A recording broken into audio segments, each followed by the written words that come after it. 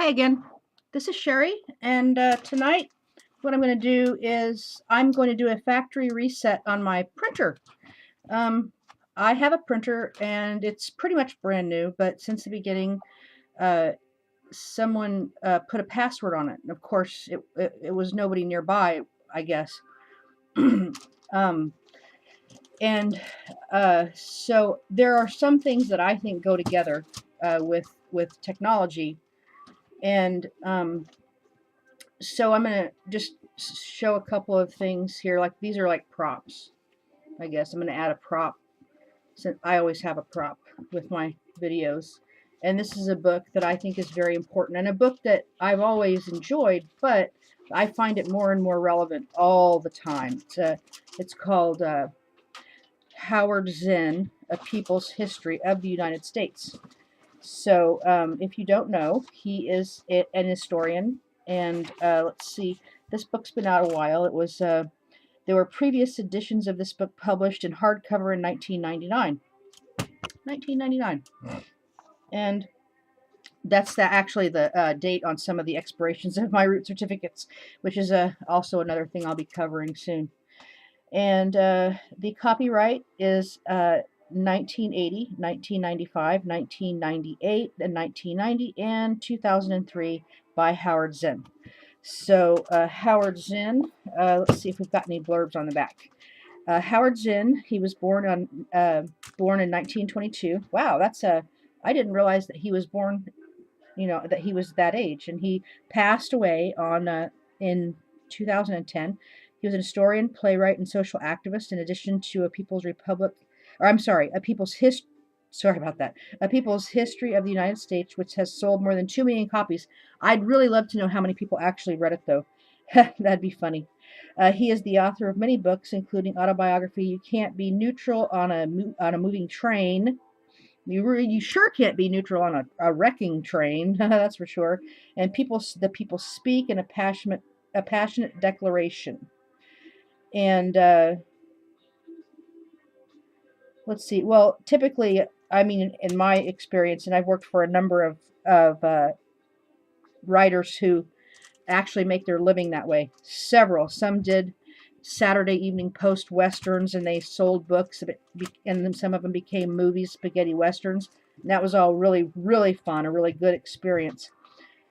And okay, Noam Chomsky gave this book a blurb, so I think he probably actually read the book, because a lot of times these blurbs, the author that blurbed them didn't really have time to read the book, but that's another thing. So Howard Zinn's work Howard Zinn's work literally changed the conscience of a generation, and I believe that, but I don't know which generation he's talking about. But in the series of A People's History derived from this great work have provided a new understanding of who we are and what we should aspire to be.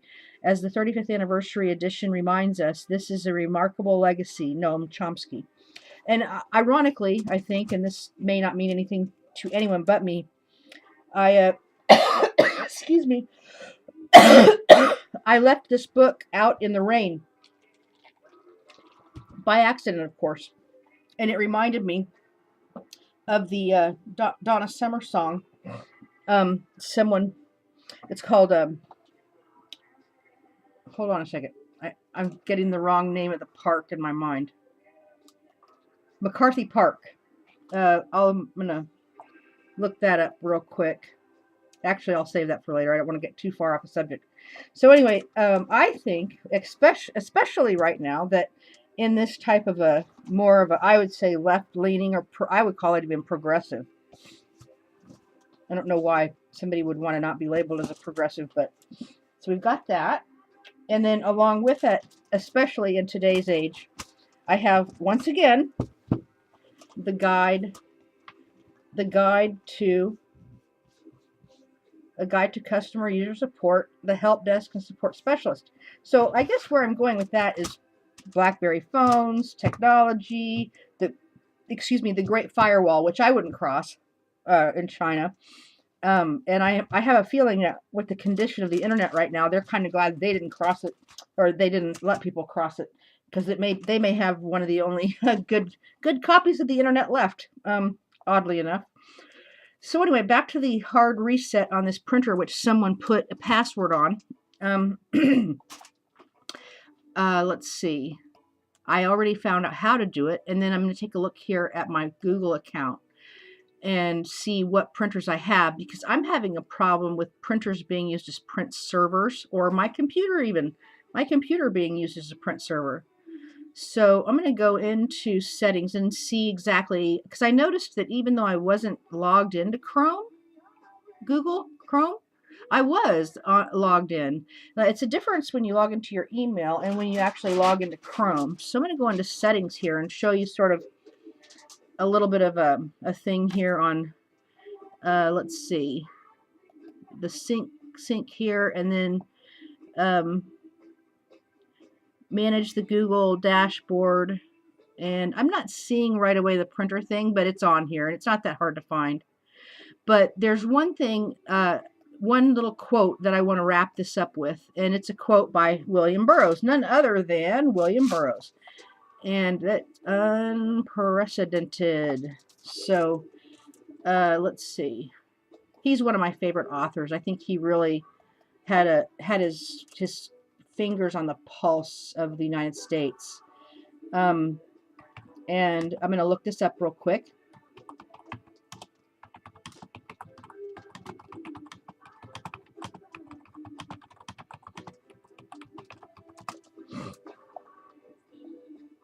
It's kind of hard to find. It doesn't come up right away. I put the quote in, but it's, of course, going to make me really look for it.